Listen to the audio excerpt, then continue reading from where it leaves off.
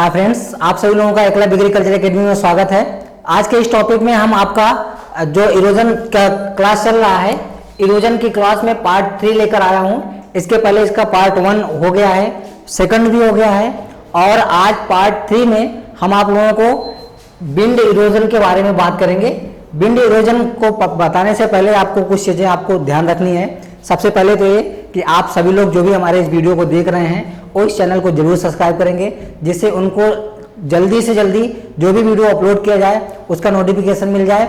और कल जब हम वाटर इरोजन पढ़ा रहे थे तो उसमें मैंने वाटर इरोजन का फॉर्म ही पढ़ाया था, उसके फैक्टर्स नहीं पढ़ाए थे। तो उसको पहले हम कुछ समय के लिए उसको पढ़ाएंगे, उसके बाद हम लोग सीधे विंड इरोजन पर डिस्कशन करेंगे। तो आपको सबसे पहले फैक्टर आप लोग जानते होंगे, फैक्टर अफेक्टिंग। बहुत सारी जगह आप पढ़े होंगे कि कौन से कारक होते हैं जो किसी चीज को प्रभावित करते हैं। देखिए, जो हमारा इरोजन है वह इरोजन किसके द्वारा होता है? या तो हवा के द्वारा होता है, या पानी के द्वारा होता है, या कभी कभी ग्रेविटी के द्वारा भी हो जाता है। तो यहाँ पे फैक्टर, वही फैक्टर रिस्पॉन्सिबल होते हैं जो उसके कारक होते हैं। मीन्स यहाँ पे आप क्लाइमेट ले लेंगे, उसके साथ साथ में वाटर ले लेंगे। यहाँ पे सॉइल के भी बहुत सारे फैक्टर हैं जो कि सॉइल इरोजन को प्रभावित करता है जब हम सॉइल इरोजन जल के द्वारा होता है। तो हम लोग स्टार्ट करते हैं। सबसे पहला जो फैक्टर है, आप हेडिंग डालेंगे factor affecting water erosion, factors affecting water erosion. देखिए, आपको 2 पॉइंट्स अपने दिमाग में रखना है। मुख्य रूप से 2 ही फैक्टर हैं जो वाटर इरोजन को प्रभावित करते हैं। उसमें पहला है आपका क्लाइमेटिक कंडीशन या क्लाइमेट। क्लाइमेट में हम 4-5 चीजों को देखेंगे। इसमें सबसे पहले क्लाइमेट में हम देखेंगे रेनफॉल या रेनफॉल की इंटेंसिटी। रेनफॉल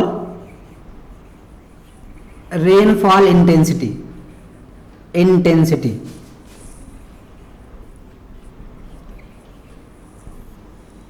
क्लाइमेटिक फैक्टर में फर्स्ट फैक्टर कौन सा है? Rainfall intensity. आप इसमें फर्स्ट पॉइंट लिखेंगे, when rainfall intensity is high, when rainfall intensity is high then higher soil erosion by water. First point में लिख लेंगे। सेकंड में लिखेंगे रेनफॉल डिस्ट्रीब्यूशन और रेन डिस्ट्रीब्यूशन।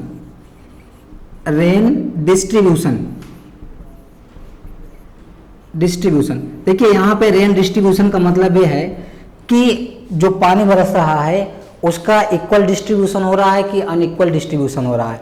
मीन्स कभी कभी क्या होता है, प्रॉपर पर्टिकुलर एरिया में अधिक मात्रा में पानी बरस जाता है और कुछ क्षेत्रों में पानी नहीं बरसता है। दूसरा क्या है कि पूरे वर्ष का पानी कभी कभी कुछ ही महीनों में उसकी रेनिंग हो जाती है, और जो और भी मंथ होते हैं उसमें क्या होता है, ड्राई कंडीशन होता है। तो इसको हम लोग क्या कहते हैं? Unequal distribution of rainfall. तो जब रेनफॉल का अनइक्वल डिस्ट्रीब्यूशन होता है तो उस समय इरोजन ज्यादा होता है, और जब रेनफॉल का इक्वल डिस्ट्रीब्यूशन होता है उस समय इरोजन कम होता है। ठीक है, नेक्स्ट बात हम लोग करते हैं साइज ऑफ रेन ड्रॉप। इसको भी आप लोग याद रखेंगे। साइज ऑफ रेन ड्रॉप पे हम लोग बात कर चुके हैं। इसके द्वारा स्प्लैश इरोजन होता है। साइज ऑफ रेन ड्रॉप अगर ज्यादा होगा, बिग साइज रेन ड्रॉप होंगे, मोर सॉइल इरोजन होगा, और स्मॉल साइज रेन ड्रॉप होंगे, लेस सॉइल इरोजन होगा। नेक्स्ट हम लोग बात करते हैं wind speed during rainfall. Wind speed during rainfall. वर्षा होने के समय हवा की गति क्या है? अगर वर्षा होने के समय हवा की गति अधिक है तो उस समय सॉइल इरोजन अधिक होगा, और अगर वर्षा होते समय हवा की गति कम है उस समय सॉइल इरोजन कम होगा।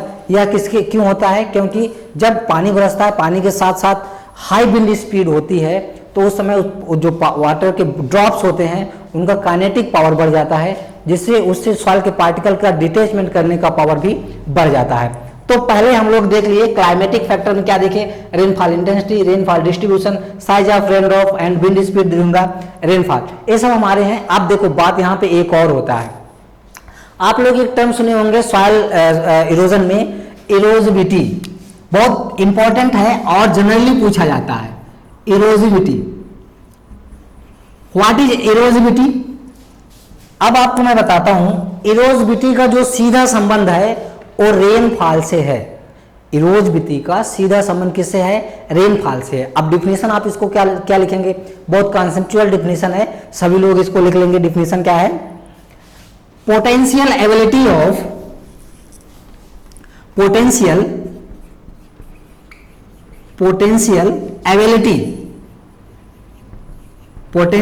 Ability of rainfall to produce erosion,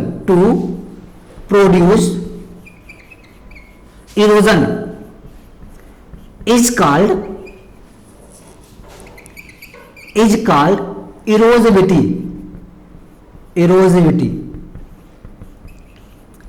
Erosivity is symbolized by capital R, means जो इरोजिविटी का सिंबल होता है वो कौन सा है? इरोजिविटी का सिंबल कैपिटल आर है।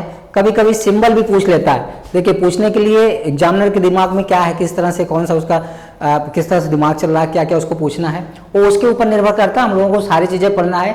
इसका सिंबल क्या है? कैपिटल आर से हम सिंबलाइज करते हैं इरोजिविटी को। आपको एक कॉन्सेप्ट अपने दिमाग में बना लेना है कि व्हाट इज इरोजिविटी। एक बहुत इंपॉर्टेंट है और बहुत सिंपल भी है। मीन्स आपको मैं बताता हूं कि जब पानी बरसने लगता है, पानी बरसते समय उस जो वर्षा हो रही है, वर्षा में कितनी मात्रा में सॉइल इरोजन प्रोड्यूस करने का पोटेंशियल है, उसी को हम क्या कहेंगे? सॉइल इरोजिविटी कहेंगे। इसको आप याद रखेंगे। अब यहां पे दो तीन चीजें और आपको ध्यान रखना है। देखिए, सॉइल इरोजिविटी का संबंध सीधे किससे है? रेनफॉल से है। सॉइल इरोजिविटी का संबंध किससे है? रेनफॉल से है। इसको आप याद रखेंगे। कभी कभी क्वेश्चन पूछ लेता है कि सॉइल इरोजिविटी का संबंध किससे है, तो सॉइल इरोजिविटी का संबंध किससे है? रेनफॉल से है। तो हम इसको आप जो हमारा क्लाइमेटिक कंडीशन था वो समाप्त होता है।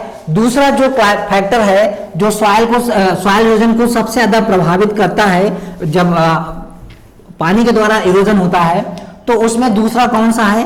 Nature of soil. बहुत इंपॉर्टेंट है नेचर ऑफ सॉइल। दो ही चीजें हैं। पहला क्या था? क्लाइमेट था। क्लाइमेट पे हम लोगों ने डिस्कशन कर लिया है। और जब अब पानी के द्वारा इरोजन होगा तो क्लाइमेट कैसा होना चाहिए? हाई रेनफॉल होगा।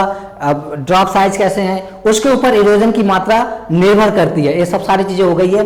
अब यहाँ पर नेचर ऑफ द सॉइल, देखिए पढ़ाने का मतलब क्या है? यहां से क्वेश्चन आते हैं इसलिए पढ़ाया जा रहा है। तो क्वेश्चन कौन कौन से आते हैं, किस तरह से आते हैं, उसको आप लोगों को एक एक पॉइंट को ध्यान रखना है। नेचर ऑफ सॉइल में सबसे पहले हम लोग बात करते हैं सॉइल के टेक्सचर पर। सॉइल का टेक्सचर, कि सॉइल का टेक्सचर कैसा है, कि कौन सा टेक्सचर ऐसा है जिसमें इरोजन बहुत इजीली होता है और कौन सा टेक्सचर ऐसा है जिसमें इरोजन जो है लेट होता है। तो ये सब सारी चीजें आपको मालूम होना चाहिए। तो यहाँ पे आपको दो पॉइंट याद रखना है सॉइल टेक्सचर में, ठीक है। अगर आपका लूज सॉइल टेक्सचर है या फिर सॉइल टेक्सचर की अगर हम बात करें, लाइट सॉइल टेक्सचर है, लाइट सॉइल टेक्सचर है ना, और दूसरा हमारा होता है heavy soil texture, light soil texture और हैवी सॉइल टेक्सचर। अब यहां पे जो हमारा लाइट टेक्सचर सॉइल है, लाइट टेक्सचर सॉइल है, लाइट टेक्सचर सॉइल में इनिशियल स्टेज में, अर्ली स्टेज में सॉइल इरोजन कम होगा। क्यों कम होगा? क्योंकि लाइट टेक्सचर सॉइल है more permeability than heavy texture soil. इनमें परमेबिलिटी ज्यादा होती है, तो पानी जब बरसता है तो एक परमेबल होता है, आसानी से पानी सॉइल में एंट्री कर जाता है, जिससे रन ऑफ की समस्या नहीं आती है। तो जब रन ऑफ की समस्या नहीं आएगा, सॉइल का पार्टिकल अगर डिटेच भी हो गया, तो जब अगर रन ऑफ नहीं हो रहा है तो वो एक जगह से दूसरे स्थान पर ट्रांसपोर्ट नहीं होगा। अब ट्रांसपोर्ट नहीं होगा तो सॉइल इरोजन नहीं होगा। मैंने आपको सॉइल इरोजन में पहले ही बताया था, सॉइल इरोजन के दो पहलू हैं। पहले एक तो डिटेचमेंट हो, जो इसका पैरेंटल बॉडी है उससे डिटेचमेंट, और दूसरा क्या है, उसका ट्रांसपोर्टेशन भी होना चाहिए। जो लाइट टेक्सचर सॉइल होती है उसमें, लाइट टेक्सचर सॉइल में जो two particles are not joint with each other, but adhesive, due to adhesive and cohesive force is less, but the permeability rate of light texture soil is higher than heavy texture soil. Due to this phenomena, light texture soil at early stage have less soil erosion than heavy texture soil. इसको आप याद रखेंगे. अब texture की बात होने के बाद हम लोग बात करते हैं सॉइल टाइप ऑफ सॉइल पे कि किस प्रकार के सॉइल में इरोजन ज्यादा होता है, किस सॉइल में इरोजन कम होता है. अभी हाल ही में बीएचयू में भी एक क्वेश्चन पूछा गया है. अब क्वेश्चन पूछा गया था निम्न में से किस प्रकार के सॉइल में ज्यादा इरोजन होता है. तो बहुत सिंपल सा है, जो हमारा रेड सॉइल है, रेड सॉइल क्या करती हैं, सॉइल इरोजन को टॉलरेट करती हैं. मींस रेड सॉइल की अगर हम बात करें तो लेस सॉइल इरोजन होता है. रेड सॉइल में क्या होगा, लेस सॉइल इरोजन होगा. और ब्लैक सॉइल की अगर हम लोग बात करें तो ब्लैक सॉइल में हाई सॉइल क्या होगा, हायर सॉइल इरोजन होगा, या मोर लिख लीजिए, मोर सॉइल इरोजन होगा. तो इस तरह से आप इसको याद रखेंगे. रेड सॉइल क्या होता है, रेड सॉइल में सॉइल इरोजन की मात्रा कम होती है और हैवी सॉइल में ज्यादा होती है. अब उसके बाद हम लोग एक और प्रॉपर्टी की बात करते हैं जो सॉइल के संबंधित है, सॉइल ऑर्गेनिक मैटर.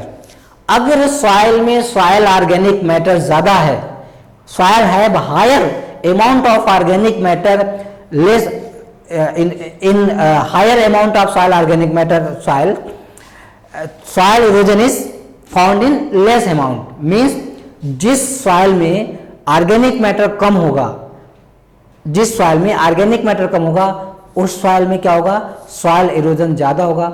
और जिस सॉइल में ऑर्गेनिक मैटर ज्यादा होगा उस सॉइल में सॉइल इरोजन कम होगा. इसका कारण यह है कि अगर हम सॉइल में ऑर्गेनिक मैटर डालते हैं तो पोरोसिटी बढ़ती है, तो उसका परमेबिलिटी रेट भी बढ़ जाता है.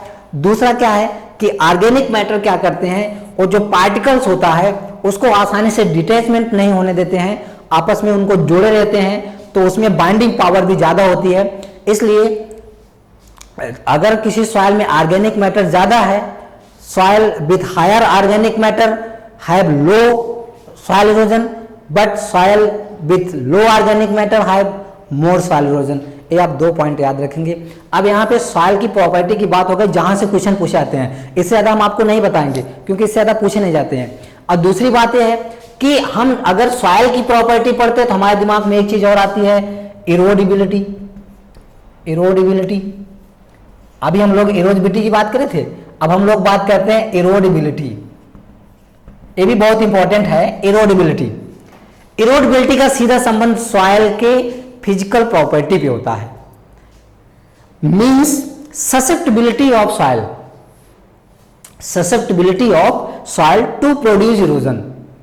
देखिए इसको डिफिनेशन को आप कई तरह से देख सकते हैं कि सॉइल कितना ससेप्टिबल है सॉइल इरोजन होने के लिए, या सॉइल इरोजन को कितना टॉलरेट कर रही है. इसको हम दूसरे शब्दों में भी परिभाषित करते हैं. तो दोनों चीजें एक ही होती है. मींस कोई भी सॉइल है, सॉइल इरोजन के प्रति कितना प्रोटेक्टिव है, कितना ससेप्टिबल है, वो उस क्रिया को हम लोग क्या कहते हैं, इस फेनोमेना को हम कहते हैं सॉइल इरोडेबिलिटी. क्या कहते हैं, सॉइल इरोडेबिलिटी. इसकी डिफिनेशन क्या है, सॉइल इरोडेबिलिटी की, susceptibility of soil to produce erosion is called soil erodibility. Soil erodibility की जो वैल्यू होती है वो 0 से 0.6 के बीच में होती है. ये वैल्यू पूछी गई है, सॉइल इरोडेबिलिटी की वैल्यू पूछी गई है, आप याद रखेंगे 0 to 0.6 होती है. और इसका जो सिंबल है कैपिटल के से हम सॉइल इरोडेबिलिटी को सिंबलाइज करते हैं. तो ये हमारा दूसरा फैक्टर हो गया, नेचर ऑफ सॉइल. तो इस तरह से 2 फैक्टर्स मुख्य रूप से होते हैं जो सॉइल इरोजन को, पानी के द्वारा अगर सॉइल इरोजन होता है उनको प्रभावित करते हैं. तो ये हमारा टॉपिक जो है समाप्त होता है. अब हम लोग अपने मेन टॉपिक पे आते हैं. हमारा मेन टॉपिक आज का क्या था, विंड इरोजन. बहुत सिंपल सा चीज है, बहुत इसमें एक ही बार में हम आपको कॉन्सेप्ट से बताएंगे, सभी लोग समझ जाएंगे, लेकिन ध्यान से लेक्चर को देखेंगे. कहीं अगर मिस हुए तो सारा का सारा कॉन्सेप्ट गायब हो जाएगा. ठीक है, तो आपको ध्यान से देखना है. हम आपको विंड इरोजन की डिफिनेशन तो आपको पता ही होगा. अगर जो इरोजन विंड के द्वारा होता है उसको हम क्या कहेंगे, विंड इरोजन कहेंगे. वैसे इसका डिफिनेशन आप लोग लिख लीजिए, detachment and detachment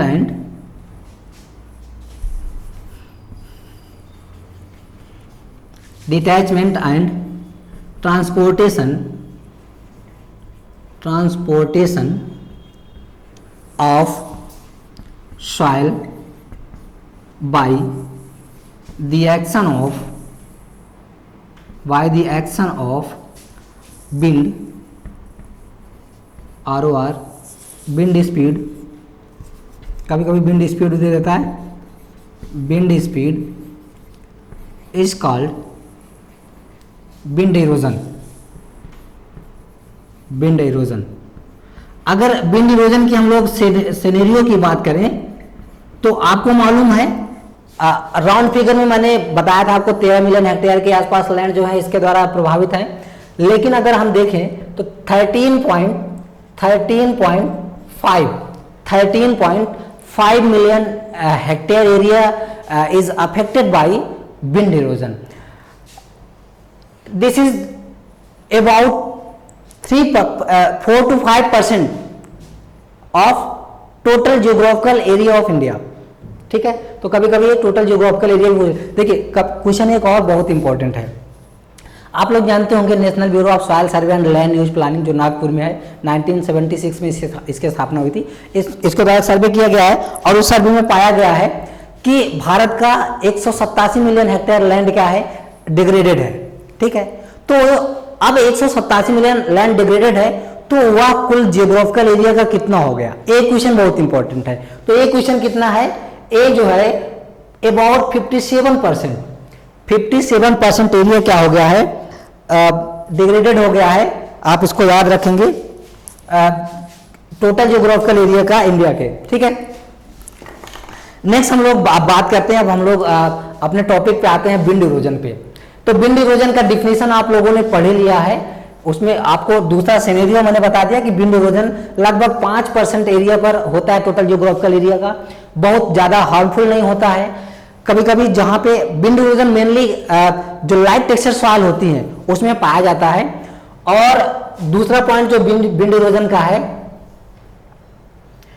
wind erosion आपके मुख्य रूप से उस कंडीशन में होता है जहां पर जो क्लाइमेटिक कंडीशन होता है एरिड होता है या फिर सेमी एरिड होता है, एरिड एंड सेमी एरिड। ये आपको याद रखना है, एरिड एंड सेमी एरिड।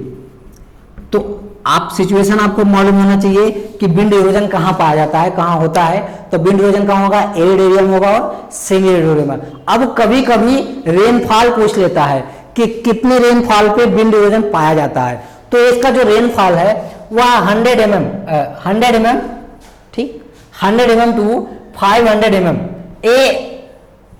अगर 100 mm या 500 mm से कम वर्षा वाला क्षेत्र है वहां पे विंड इरोजन जनरली आपको देखने के लिए मिलेगा। वैसे भी अगर आप क्लासिफिकेशन करते हैं तो 500 mm से कम वर्षा वाले क्षेत्रों को हम क्या कहते हैं, एरिड जोन कहते हैं, है ना, एरिड एरिया कहते हैं। और 500 से 750 को हम लोग सेमी एरिड कहते हैं। और 750 से ऊपर वाले जो क्षेत्र होते हैं उनको हम लोग क्या कहते हैं, ह्यूमिड कहते हैं। उसके अलावा आपको एक चीज़ और मालूम होगा, ड्राई लैंड और रेनफेड एरिया। तो ड्राई लैंड एरिया और रेनफेड एरिया का जो क्लासिफिकेशन किया गया है वो भी जो है रेनफॉल के आधार पर किया गया है। जो हमारा ड्राई एरिया है 750 mm से कम वर्षा होती है, जहाँ पे 750 mm से कम वर्षा होगी उसको हम क्या कहेंगे, ड्राई एरिया कहेंगे। अगर वहाँ पर खेती करेंगे तो उसको कहेंगे ड्राई फार्मिंग। दोनों में अंतर है। अगर कभी कभी क्वेश्चन पूछ लिया, कभी कभी इंटरव्यू में पूछ लिया जाता है कि what is the difference between dry area and dry farming.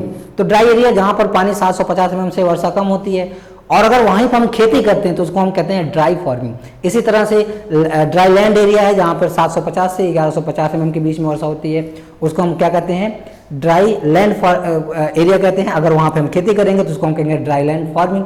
Rainfed area किसको कहेंगे, जहाँ पर 750 mm से ज़्यादा वर्षा होगी और अगर वहाँ पे खेती करेंगे तो उसको हम लोग कहेंगे रेनफेड फार्मिंग। ये 6 क्वेश्चन इस 3 लाइन में है, सभी लोग याद रखिएगा। हम लोग बात करते हैं, अपने टॉपिक पे आते हैं। ये आप याद रखेंगे कि विंड इरोजन के लिए वर्षा कितना होता है, तो 500 mm से जहाँ पर कम वर्षा होती है वहाँ पे जनरली विंड इरोजन देखने के लिए मिलता है। अब हम दूसरी चीज पे बात करते हैं, टाइप ऑफ विंड इरोजन। देखो आपको मालूम है, हम एक यहाँ पे एक फिगर ड्रा करेंगे, उस फिगर के थ्रू आपको सारी चीजें पता चल जाएगी कि विंड इरोजन के प्रकार कितने हैं। देखिए जो विंड इरोजन का क्लासिफिकेशन किया गया है वो on the basis of size of soil particle पर किया गया है। ये भी आप याद रखेंगे, कभी कभी क्वेश्चन आ जाता है कि विंड इरोजन का क्लासिफिकेशन हम किस आधार पर किए हैं, तो विंड इरोजन का क्लासिफिकेशन किस किया गया है, on the basis of size of soil particle. तो आपको मालूम है विंड इरोजन में जब हवा चलती है तो साल्टेशन, 3 रूप होते हैं, हमने आपको ऑलरेडी फर्स्ट लेक्चर में बताया हुआ है, साल्टेशन, सस्पेंशन और सरफेस क्रीप। ये तीनों प्रोसेस साथ ही होते रहते हैं। ऐसा नहीं कि पहले साल्टेशन होगा तो सस्पेंशन करेगा, अब मेरा नंबर है अब हम होंगे, उसके बाद सरफेस क्रीप करेगा, ऐसा कुछ नहीं है। एक पार्टिकल्स होते हैं वो कितने हाइट तक बाउंस करते हैं, कौन से बाउंस नहीं करते हैं, कौन से एयर में डस्ट के रूप में सस्पेंडेड रहते हैं, उसके आधार पर इनका क्लासिफिकेशन किया गया है। जो हमारा विंड इरोजन है 3 प्रकार का होता है, और ये 3 प्रकार का जो विंड इरोजन है उसमें हमने आपको बताया था, पहला हमारा क्या है, सबसे पहले हम लोग बात करते हैं सरफेस क्रीप की, ठीक है, सरफेस क्रीप पहला है सरफेस क्रीप, दूसरा है साल्टेशन, थर्ड आपका है सस्पेंशन। सस्पेंशन मीन्स होता है लटका हुआ, ठीक है, ऐसे पार्टिकल्स होते हैं जो हवा में लटके रहते हैं, पाए जाते हैं और लगभग 100 किलोमीटर तक चले जाते हैं, ठीक है। तो इस तरह से 3 प्रकार के होते हैं। अब हम इसको आपको फिगर के थ्रू समझाएंगे। देखिए कुछ पार्टिकल्स हमारे ऐसे होते हैं जिनको हम आपको रेड पेन से दर्शा रहे हैं, कुछ पार्टिकल्स ऐसे होते हैं जो धरातल पर तो होते हैं लेकिन वो क्या करते हैं, मूव करते हैं, किस क्रिया द्वारा, रोलिंग के द्वारा। मतलब वो कूदते नहीं हैं, जंप नहीं करते हैं, बाउंस नहीं करते हैं, क्या करते हैं, रोलिंग करते हैं। जैसे बॉल खेलते हैं, बॉल जमीन पर रोल करता है, वैसे ही कुछ पार्टिकल्स ऐसे होते हैं जब हवा चलती है तो वो सॉइल के सरफेस के पर क्या करते हैं, रोलिंग करते हैं। अब ये जो ऐसे पार्टिकल्स होते हैं इनकी साइज जो होती है 0.5 to 3 mm होती है। इसको आप याद रखेंगे, साइज पूछा जाता है कि सरफेस क्रीप में किस साइज के पार्टिकल्स जो है पाए जाते हैं, तो 0.5 to 3 mm, ज्यादातर किताबों में 0.5 to 2 mm दिया हुआ है, लेकिन 0.5 to 3 mm तक भी देखा गया है, मिला है, तो इस पर आप लोग किसी प्रकार की कोई आपत्ति नहीं जताएंगे। ये क्या करते हैं, रोलिंग के द्वारा मूव करते हैं, तो इनको हम लोग क्या बोल देते हैं, सरफेस क्रीप बोल देते हैं। तो आपको डिफिनीशन तो समझ में आ गया होगा, बहरहाल मैं फिर से डिफिनीशन बताऊंगा, पहले आप इस फिगर को समझिए। उसके बाद दूसरे नंबर पे बात आता है साल्टेशन। कुछ पार्टिकल्स ऐसे होते हैं जब इधर से हवा आती है, हवाइयां विंड्स चलते हैं, तो कुछ तो बड़े पार्टिकल्स होते हैं उन पे पड़ता है तो वो बाउंस नहीं कर पाते हैं, तो क्या करते हैं, वो रोलिंग करने लगते हैं, बाउंस तो नहीं कर पाएंगे। लेकिन कुछ पार्टिकल्स इनसे छोटे होते हैं, कुछ पार्टिकल्स इनसे छोटे होते हैं, वो क्या करते हैं, वो बाउंस कर जाते हैं। और ये जो बाउंस करते हैं वो कितना हाइट तक करते हैं, एक क्वेश्चन बीएचयू में पूछा गया है, बाउंस करते हैं अप टू 1 मीटर, लेकिन उसमें मीटर में नहीं था, फीट में था, तो आप मीटर को फीट में कन्वर्ट कर लेंगे, जो भी ऑप्शन आपको मिलेगा उस पर आप टिक कर देंगे। मेरा यहाँ पे पढ़ाने का मकसद ये है कि आपका आंसर सही होना चाहिए, ठीक है। तो अब देखिए यहाँ पे हमको किसका डिफिनेशन मालूम हो गया, साल्टेशन का डिफिनेशन मालूम हो गया। क्या, साल्टेशन में bounce or jump particles which is range between 0.5 to 1 mm size, means 0.5 से 1 mm साइज के जो पार्टिकल्स होते हैं वो जब बाउंस करके या जंप करके एक स्थान से दूसरे स्थान पर जाते हैं तो इस क्रिया को हम क्या कहते हैं, इसको हम कहते हैं साल्टेशन कहते हैं। इसमें आपको 2 चीजें याद रखना है, एक तो साल्टेशन में कणों का आकार क्या है, साल्टेशन के जो पार्टिकल साइज है 0.5 to 0.1 mm, ओके। इसके बाद दूसरा क्या याद रखना है कि जब पार्टिकल्स बाउंस करते हैं तो कितने हाइट तक बाउंस करते हैं, तो ये करते हैं अप टू 1 मीटर हाइट तक बाउंस करते हैं साल्टेशन की प्रोसेस में। दूसरा, साल्टेशन से एक चीज और आपको याद रखना है, सबसे ज्यादा साल्टेशन होता है, टोटल विंड इरोजन का लगभग 50 से 70% किसके द्वारा होता है, साल्टेशन के द्वारा होता है। सरफेस क्रीप की अगर हम लोग बात करें तो सरफेस क्रीप बहुत कम होता है, 7 से 25% सरफेस क्रीप होता है, ठीक है, ये निर्भर करता है कि किस प्रकार से विंड स्पीड है। विंड स्पीड अगर ज़्यादा है तो सरफेस क्रीप ज़्यादा होगा। ऐसा नहीं कि 5 kg का पार्टिकल है वो लुढ़कने लगा हवा में, ऐसा नहीं होता। हमने साइज आपको यहाँ पे बताया हुआ है कि सरफेस क्रीप उन्हीं साइज पर होगा जिनका आकार 0.5 to 3 mm होगा, ठीक है। इसके बाद हम लोग बात करते हैं लास्ट है हमारा सस्पेंशन। सस्पेंशन पार्टिकल्स ऐसे होते हैं जो कि बहुत छोटे छोटे पार्टिकल्स होते हैं, इनका साइज लेस देन 0.1 mm होता है। वेरी गुड, इसको आप याद रखेंगे, बहुत इंपॉर्टेंट है। सस्पेंशन का जो पार्टिकल्स होता है उनका साइज क्या होता है, लेस देन 0.1 mm होता है। कभी कभी किसी किसी बुक में अलग अलग लेखकों ने अलग अलग साइज दिया हुआ है, तो एक साइज इसका मैं और आपको बताता हूं, 0.1 to 0.05, 0.1 to 0.05 mm के आसपास होता है, ठीक है। तो इसको आप याद रखेंगे। ये जो सस्पेंडेड पार्टिकल्स हैं ये 100 किलोमीटर का रेंज दायरा जो है तय करते हैं। तो ये जो है आपको कभी कभी क्वेश्चन पूछाता है कि कितने दूर तक ये पार्टिकल्स मतलब सस्पेंड होकर हवा के माध्यम से जाते हैं, तो 100 किलोमीटर आप इसको याद रखेंगे। तो ये 5-6 चीजें जो थी जो विंड इरोजन से बहुत इंपॉर्टेंट थी और आपके काम की थी और जनरली पूछी जाती हैं, इसको आप याद रखेंगे। जो हमारा सस्पेंशन है वह 3 से 35% तक होता है। सस्पेंशन 3 से 35% तक होता है। अब बात यह है कि ये डिपेंड करता है कि सॉइल का टेक्सचर कैसा है, ठीक है।